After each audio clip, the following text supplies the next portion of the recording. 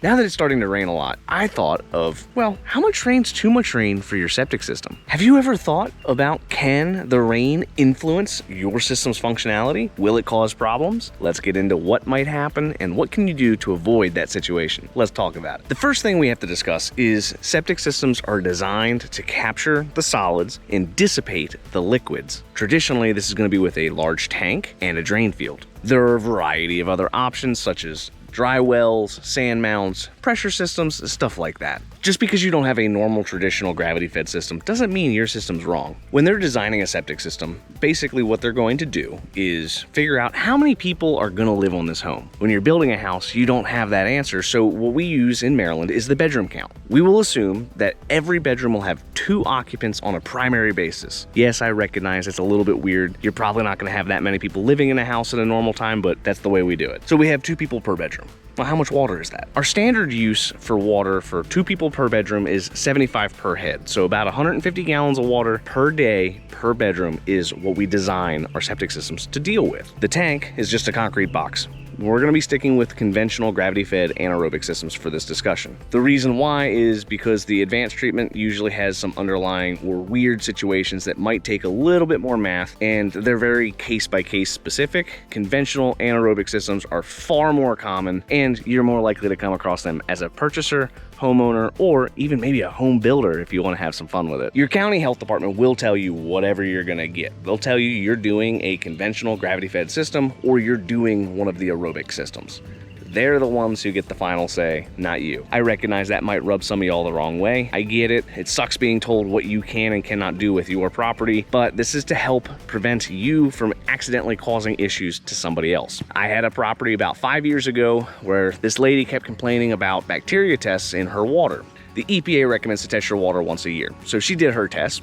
It failed for E. coli. She's freaking out. E. coli does happen, but it's not a super common thing, unlike total coliform. So she gets her well shocked. We do another test. The second test comes back with the same amount of E. coli. She's like, well, I just paid a lot of money to have a professional shock my well. What's going on here? So we do another test just to verify that everything's normal. There is no potential cross-contamination or any kind of silly shenanigans. Sometimes things go wrong, right? You might have a false positive.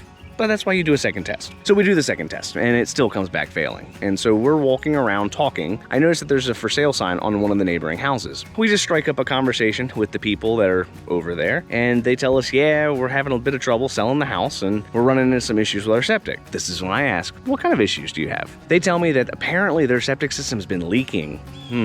Immediately, first thought that goes through my head is, I sure hope this person's septic tank's not leaking into this lady's well. So me and the homeowner, we talk. I tell her, listen, something just seems a little bit fishy with this. The neighboring septic system might be problematic for your water well. Let's hold off until they fix the tank. And then let's do another shock treatment and test one more time. A week or 2 go by, they get the tank put in, and now we have them shock the well. They shock the well, we come back out, test the water. Water comes back clean. Interesting. So the next question is, well, if it came back clean, what do we do now? The general guidance from all of our health departments is if something like this happens, what you're supposed to do is chlorinate the well, test it after the chlorine's out, wait 2 weeks or until you get a heavy rain, test it again. And if you can get 2 back-to-back tests that are good, you're considered safe. You probably might want to consider doing another test 6 months after just to really be sure. So we do 2 more tests and first test passed. Great. Now there was a hurricane that rolled through, so we got quite a bit of water. Second test came back passed.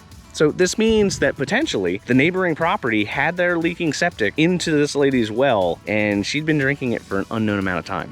If you don't test your water, you'll never know what's in there. This is a little reminder, even though it's not part of this subject of this video, make sure you figure out what's going on in your drinking water so you don't get sick with E. coli from somebody else's sewer. Ugh.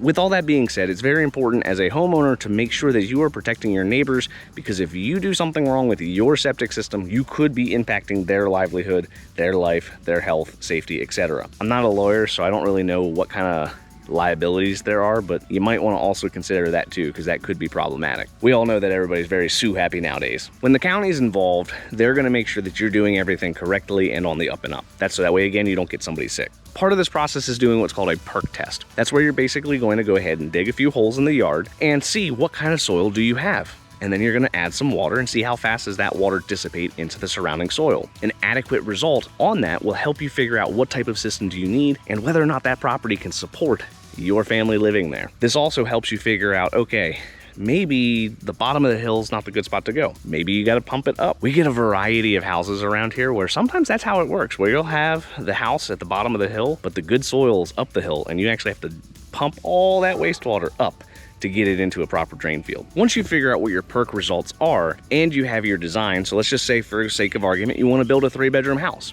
All right, no big deal. Maybe you want to build a 4-bedroom house. Again, no big deal. As long as you know what size bedroom you need and you have a good perk rate, you can put just about whatever you want on that property. Commonly, you'll see most of these properties will have a 3 or a 4-bedroom house. It's the most common that you'll see, right? There's no rhyme or reason, but you're not gonna come across a 6-bedroom that often, or at least a 6-bedroom that's at a reasonable price point. Sometimes those are a little bit too much. Remember, 150 gallons of water per day per bedroom is what you should get. So if we have a design spec of a 3-bedroom house, we should expect 450 gallons of water per day through the system. Commonly, you're gonna see about a 1,000-gallon septic tank and 2 or 3 trenches for something of that demand. When you design this, it should be able to last roughly 30 or 40 years if designed properly. So we got 450 gallons of water per day, but it's raining. Now what? When you have rain, it could come to where it's maybe half an inch, maybe it's an inch, or in some severe cases, you might get just an absolute torrential downpour where it dumps a foot of water onto your area. Could have flooding. That's why it's important to make sure during the perk test you figure out, are you in a floodplain, any kind of high water table issues, or any kind of groundwater, surface water, stuff like that. If you were to dump an entire half-inch worth of water that developed on your roof, generally the only time that rain impacts your septic systems if you mess up with your design of the property. When we put a drain field in, you have to run that trench on contour with the hill. So if you have the hill pushing down, you have to go against it so that way that rainwater is just not gushing right onto the trench. By running the drain field against the hill or perpendicular to the hill, it means that if somebody messes up the downspouts, or if you get just a weird way that the water likes to run on the property, you're less likely to have it hit the trench and flood it out. Now you might flood out a foot or two, but you're not going to flood out the entire 50-foot trench. Traditionally in our area, most trenches are between 40 and 100 feet long and between 1 to 3 trenches on a normal size house. If you have a larger house, of course, it might be a little bit bigger. So you have the first step is running on contour against the hill. The second step might be to build a berm or to actually manufacture the topography of your property in order to get that water away from the drain field. Berm use is very, very common in our area. We live in a very hilly area, and so the hills are always going up and down, as they do. And with the mountains, a lot of times people will use the berms to help push that water away. The next thing is to consider, where do your downspouts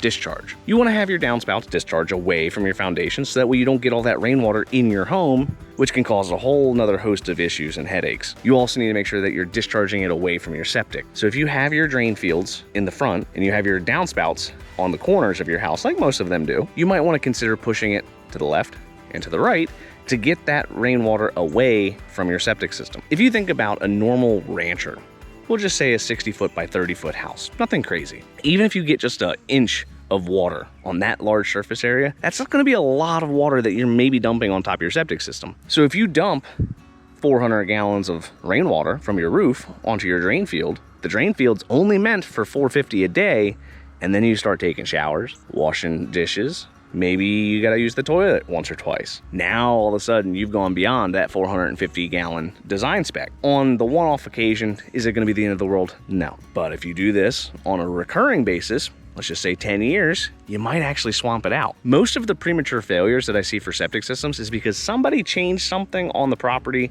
and it didn't quite work the way it's supposed to work. What do I mean by that? A few years ago, I had an investor who purchased a property. It was failed. They had a problem. They went and got it replaced. The county pulled all the permits and everything was above board and they were good to go. The problem was there was a bunch of bamboo on that property. So they went ahead, installed the septic system, did the perk test. They did everything they were supposed to do. County inspected it. County signed off on it. They were good to go. They removed the bamboo. When they removed the bamboo, apparently, I didn't know this, and neither did the person who installed the system, the county, and the people who designed it. Apparently, bamboo drinks a lot of water. And so what happened was, because they were at the bottom of the hill, there was so much bamboo on this side yard that the next time it rained, all that water came and rushed into that house and into that property. So the 6-month-old septic system was full of water. There was nothing you can do. There was just too much water going through too regularly, and it was just absolutely swamping out the entire septic system. In that particular circumstance, everybody had to kind of work together to figure out how do you deal with this so that way that guy's not up the creek without a paddle. Most of the time, stuff like that comes down to just advanced treatment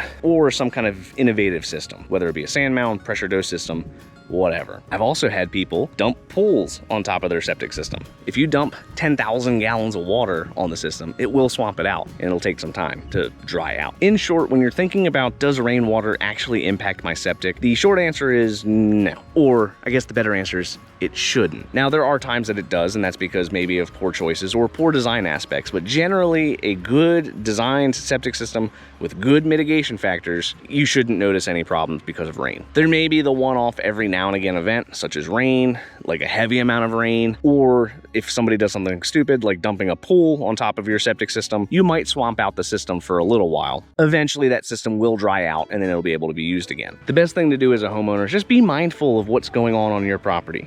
If you're doing any major projects on your home, think about where are my drain fields? Where's my septic tank? Not all of the access points on your septic tank are actually waterproof. So if you dump all that stuff on there, you might be running into a problem. Again, one-off events, it's not gonna be a problem, but if you make this a common occurrence where you're just doing this every single day for multiple years in a row, you will shorten the lifespan of your drain field, and that will increase your costs. Nobody wants to have to pay an extra 20 grand for something that could have been easily avoided and maybe have lasted another 10, 15 years. And in some circumstances, maybe even 20 to 30 years. Let me know below, have you ever thought about the rainwater for your sewer system? Have you ever gone about trying to figure out how do I deal with it? How do I deal with groundwater? How do I deal with surface water?